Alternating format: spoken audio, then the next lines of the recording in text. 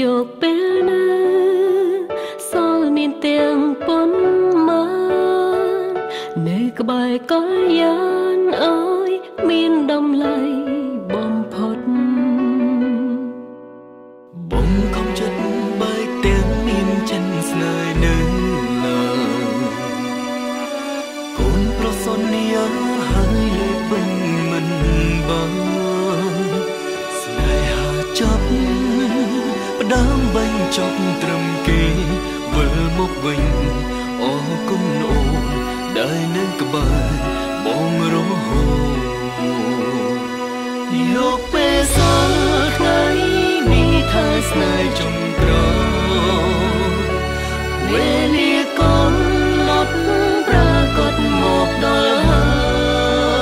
យសូមវាក៏គ្មានសង្ឃឹមបានជួបឡើយ